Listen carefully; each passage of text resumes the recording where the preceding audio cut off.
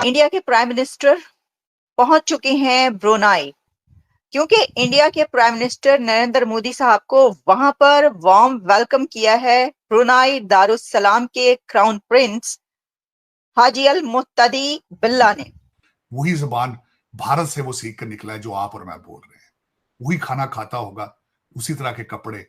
की वजह क्या वजह है कि पाकिस्तान में पाकिस्तानी पैदा नहीं हो रहे? ये इसलिए कहा जा रहा है कि ये जरूरी नहीं होता कि क्राउन प्रिंस ही हर लीडर को वेलकम करे, लेकिन देखिए, अगर ब्रुनाई के क्राउन प्रिंस किसी को वेलकम करने के लिए, रिसीव करने के लिए आते हैं, तो इसका मतलब है कि ये एक ग्रैंड रिसेप्शन है। हम पे दुनिया का एतमाद उठ गया है, ना हमारे कोई इदारे ख़रीदने के लिए तैयार है, ना हमें कोई कर्जा देने के लिए तैयार है। लाहौर से 100 किलोमीटर के फासले पर दूध की नहरें। दुनिया में इस बात को समझने का, देखने का कि मॉल लूट लिया गया हो। अमेरिका के अंदर 2024 के चौथे नंबर पर जो हाईएस्ट पेड सीईओ आया है, भारतीय। और इसी के साथ नरेंद्र मोदी साहब को होस्ट किया जा रहा है दुनिया के सबसे बड़े पैलेस में, वो पैलेस जो कि ब्रुनाई के सुल्तान की रिहाइश गाह है। दोस्तों, आज की एक और नई वीडियो में आपका स्वागत है। और जैसा कि मोदी जी अभी ब्रुनोई की यात्रा पे हैं और वहाँ पे जब गए हैं तो वहाँ के जो प्रिंस हैं उन्होंने सारे प्रोटोकॉल तोड़कर मोदी जी का वेलकम किया है हाथ जोड़कर। और ये दर्शाता है कि भारत और ब्रुनोई के रिलेशन जो है वो कितने मजबूत हैं। और जहाँ तक रही मोदी जी के इस दौरे की बात, तो यहाँ मोदी जी का जो उद्देश्य है वो भारत और ब्रुनोई के बीच दोनों संबंधों को मजबूत करना है।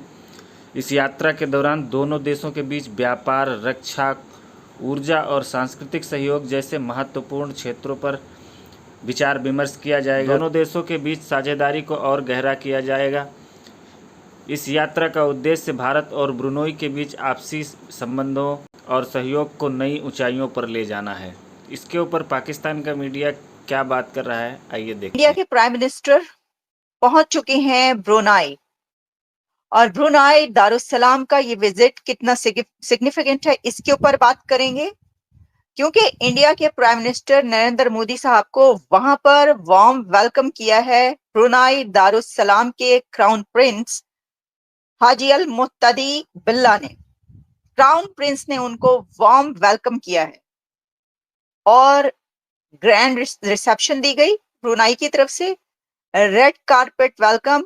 और इसी के साथ नरेंद्र मोदी साहब को होस्ट किया जा रहा है दुनिया के सबसे बड़े पैलेस में, वो पैलेस जो कि ब्रुनाई के सुल्तान की रिहाइश गाह है, रेजिडेंस है।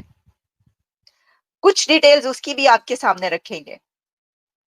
ये विजिट क्यों इतना अहम है, ये भी बताएंगे। एक और खबर कि एक और बड़ा लीडर दुनिया का, प्रेसिडेंट पुतिन, वो भी इस वक्त मंगोलिया के विजिट पर हैं। उसके भी कुछ और एंगल्स हैं, लेकिन साथ में प्राइम मिनिस्टर पाकिस्तान के शहबाज शरीफ, उन्होंने कहा है कि ये लास्ट प्रोग्राम होगा IMF का। इसके ऊपर भी बात करेंगे, लेकिन सबसे पहले हम बात करेंगे नरेंद्र मोदी साहब के उस दौरे की जिसकी इस वक्त धूम है हर तरफ, कि ये क्या बात है कि ब्रुनाई, एक छोटा सा कंट्री या कोई ऐसा मुल्क नहीं कि जिसका हर तरफ चर्चा रहता हो, वहां पर भारत का वजीर आजम, प्रधानमंत्री क्यों पहुंचा है। तो देखिए, सबसे पहले जो मैंने बताया कि मोदी साहब को वेलकम किया है क्राउन प्रिंस ब्रुनाई दारुस्सलाम हाजी अल मुत्तदी बिल्ला ने। ये इसलिए कहा जा रहा है कि ये जरूरी नहीं होता कि क्राउन प्रिंस ही हर लीडर को वेलकम करे, लेकिन देखिए, अगर ब्रुनाई के क्राउन प्रिंस किसी को वेलकम करने के लिए, रिसीव करने के लिए आते हैं, तो इसका मतलब है कि ये एक ग्रैंड रिसेप्शन है।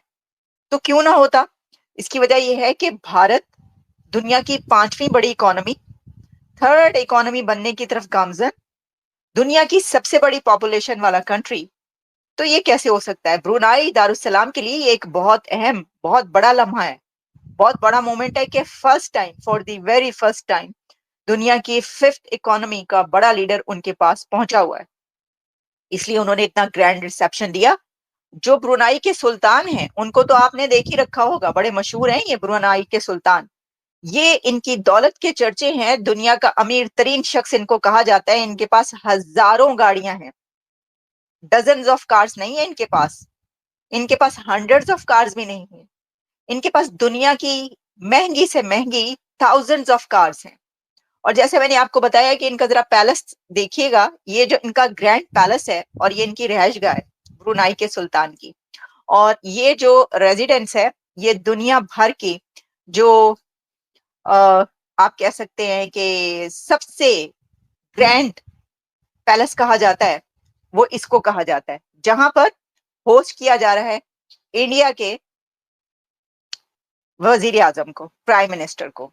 ठीक है जी, तो ये देखिए, एक तो ये है। अच्छा, अब मैं आपको ये बताती हूं कि ये और भी कुछ मेरे पास डिटेल्स हैं, जिसमें पहले तो देखिए, इससे पहले चलें, पहले जरा पैलेस पे बात कर लेते हैं, या पहले हम इस पर बात करते हैं कि ये विजिट इतना इंपॉर्टेंट क्यों है।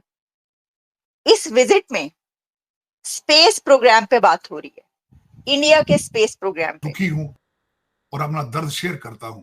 जिन हालात से गुजर रहे हैं, दुनिया दूसरी साइड पे कहां जा रही है, ये भी बताना चाहूंगा। चीमा साहब, कल की खबर है, अमेरिका के नमस्कार दोस्तों, आज की एक और नई वीडियो में आपका स्वागत है। और जिस तरह से देखा आपने कि फिजा खान पूरी तरह से पगला गई है गूगल के जब से एस जयशंकर साहब ने बयान दिया है कि पाकिस्तान के साथ कोई बातचीत नहीं होगी, और पाकिस्तान अगर कोई भी इलीगल एक्टिविटी करता है तो उसको सिर्फ इधर से एक्शन देखने को मिलेगा। तब से पूरा पाकिस्तान बौखलाया हुआ है। और अभी यूएनएससी में जो मैटर चल रहा है उसमें तो अभी आपने देख ही लिया वीडियो में। पहले पाकिस्तान को अपनी पूरी फोर्स हटानी पड़ेगी, उसके बाद में भारत जो है वो अपनी फोर्सेस को थोड़ा थोड़ा कम करना शुरू करेगा। तो इसके ऊपर पाकिस्तान कभी एग्री ना हुआ है और ना ही कभी एग्री होगा। और बस खाली जाके ये झूठ मूठ का चूरन देते रहते हैं कि यूएनएससी के मुताबिक हम जो है मसले को हल करना चाहते हैं, लेकिन ऐसा पाकिस्तान करने वाला नहीं है बिल्कुल भी। भारत से वो सीख कर निकला है जो आप और मैं बोल रहे हैं। वही खाना खाता होगा, उसी तरह के कपड़े, ऊंची बापे सिखाते होने की वजह क्या वजह है कि पाकिस्तान में पाकिस्तानी पैदा नहीं हो रहे? क्या वजह है?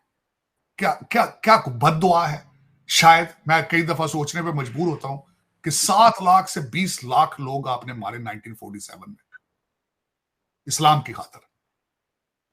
क्या पाकिस्तान के अंदर इस्लाम है आज? आप उसको कह सकते हैं कि इस्लामी जमहूरियत पाकिस्तान कह सकते हैं? फिर आपने 77 और लिटरली